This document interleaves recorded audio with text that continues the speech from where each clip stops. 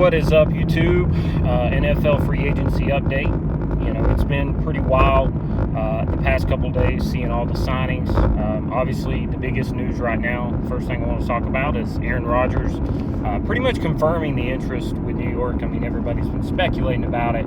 The hilarious, stuff with Adam Schefter, him telling him to lose his number. I thought that was pretty funny today. But yeah, Aaron confirmed he wants to go to New York on the Pat McAfee show. Love the Pat McAfee show. Shout out to Pat McAfee there. But, very interested to see, how it comes together in terms of what the compensation is going to be for Green Bay. It sounded like Green Bay they started with 2 ones is what they were asking for. But, I don't see it getting done for any more than probably a second-round pick in the draft. Which to me, if you would tell me that, hey, you can have Aaron Rodgers for a second-round pick, I'm taking that all day, every day. Obviously, Carolina, I'm a Carolina Panthers fan. They haven't, they've traded up for the number 1 pick. We're going to be drafting, Stroud or Young, or potentially trading back to 3 if for some reason we're crazy and want to get Anthony Richardson. I do not want Anthony Richardson, disclaimer.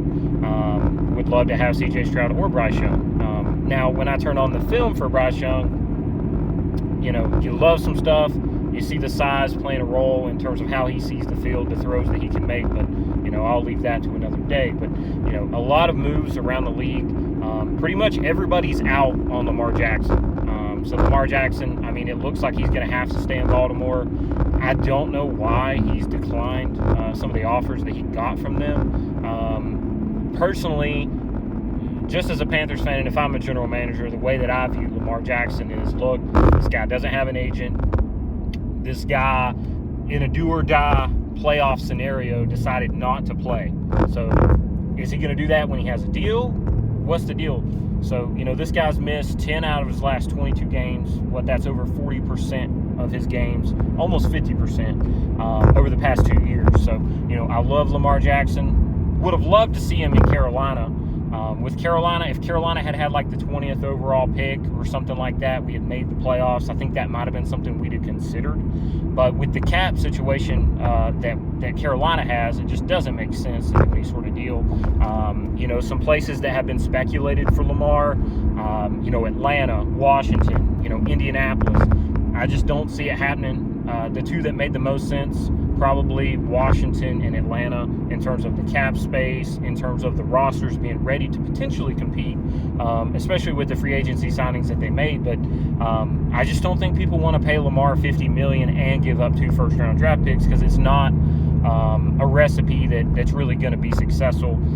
The last team to do something similar to that, maybe not in the salary, but Matthew Stafford going to Los Angeles for 2 first-rounders, it resulted in a Super Bowl the first year, and then 1 year later, the team is their draft pick is 5th overall. So they were the 5th worst team in the league this year. So, Lamar, we'll see what happens. We'll keep talking about it. But right now, man, if you were to tell me that Lamar was going to really screw this up, nothing against him, but man, he's been offered plenty of money. I would have taken the money. I'm just being honest. The guy has only earned like $32 million so far in his career, and he's been offered, I think the deal that they offered him was like, what was it? Was it 233 with 133 guaranteed? I'm not sure the exact numbers, but he's been offered, really solid deals with Baltimore, and now I just don't see anybody matching that contract. Or trying to negotiate that contract with Lamar, just because of your fans are going to get it all excited. They're going to expect you to get that deal done. Any quarterbacks you have on the roster are then alienated if you go for Lamar. If you have somebody who thinks that they're going to be the guy for you, they're not going to be happy about that. And then the Ravens can just simply match the offer. So it's a lose-lose situation for a team to really put it all out there. And then how do you know Lamar is going to sign the offer? It's obviously, hell, how can you trust Lamar not to put the offer out there? So there's a multitude of different things going on with Lamar Jackson. I don't think the league is colluding or anything like that. I think it's more of like, if I'm an employer and an employee is basically telling me they're upset with the raise that I offered them, and they're rejecting the raise, and they're like, hey, I want to go work somewhere else. I'm going to see if I'm going to look for other jobs, but I want to keep working for you. I would tell that guy to kick rocks. I would replace him. And that looks like to be what Baltimore is going to try to do. Now, if Baltimore can get 2 first-round picks for him, obviously they're going to take that deal. I think that Tyler Huntley is a serviceable guy. If he gets the opportunity to start and actually grow in the new system, you could be looking at least a replacement level quarterback, and you have a great defense. You have a decent offense around him. Obviously, if the receivers get healthy, you have a better receiving core. But, I still think that the Baltimore Ravens lack a number 1 wide receiver. I think Rashad Bateman is probably a number 2. So we'll see what happens with all that. Again, some interesting free agency signings. One thing I want you guys to do is comment, like, subscribe. Give us some input in terms of what you think the top free agency signing has been so far. So that'll be the question of the day. What was the most surprising free agency signing? Somebody going somewhere else. Just to touch base on what Carolina did. Von Bell, Hayden Hurst, a couple Bengals players. Not mad at all about those signings. Got Bradley Bozeman back. That counts. Released Pat Elflein. There's been talk about keeping him, but I didn't see anything out of that guy when I watched Panther football, so that's fine with me. We need to sign Brian Burns long-term, lock him up. We pretty much restructured every major player that had a large deal. Shaq Thompson. Who else? Not off the top of my head. We would have done DJ Moore if we were going to keep him, but the Panthers have the number 1 pick, so we'll see what goes on with that. But would love to have Adam Thielen, or I don't know about OBJ. We'll see what happens with that. I don't know who actually wants to play for Carolina, but we'll continue to take a look at that. We need a running back after trading Christian McCaffrey. The funny thing is about all of this is with the rookie quarterback, the perfect running back to go with the team that we're going to have next year is Christian McCaffrey. And so with that being said, my prediction, or at least what I would like to see happen, is us give maybe a 4th and a 5th, get Austin Eckler. I think his price is going to be a 3rd-round pick, personally. Maybe they're asking for a 2nd. I don't know. But to me, Austin Eckler for maybe a 3rd or 4th-round pick to the Carolina Panthers would be my ideal scenario. I don't know if we can do it. I don't know if it'll happen. Just telling you guys what I'd like to see. But, let's stay on Aaron Rodgers watch. Stay on Lamar Jackson watch. Hell, let's stay on trades for the draft in the top 10 watch. So there's a lot of storylines going on right now. As I said, if I was a general manager of the Carolina Panthers, I would be doing what they're doing. I think they're playing their cards right. I think just putting it out there that you like all 3 quarterbacks, I don't think anybody's going to buy that they're into Will Levis. I don't like Will Levis. He reminds me too much of Carson Wentz. But if you can really play your cards right, you can at least find out who the Texans want, potentially. And, it would be awesome if we want Bryce Young or C.J. Stroud, whichever one that is. If the Texans want the other guy and they're willing to give us a 3rd-round pick to move up 1 spot, that's ideal for Carolina. So if somehow the Colts want Anthony Richardson, they're willing to trade up to 1 to get him. And then this is my ideal scenario. This is like the blockbuster of all blockbusters, but I really don't see how it could happen.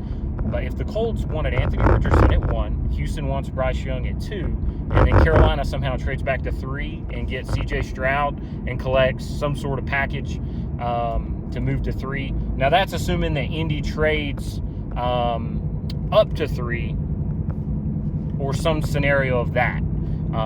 Or Carolina trades to 4, but then who knows what's going to happen. Arizona then could trade. So, we'll see. I think Carolina's leaving it out there to just see what kind of offers they get to move back.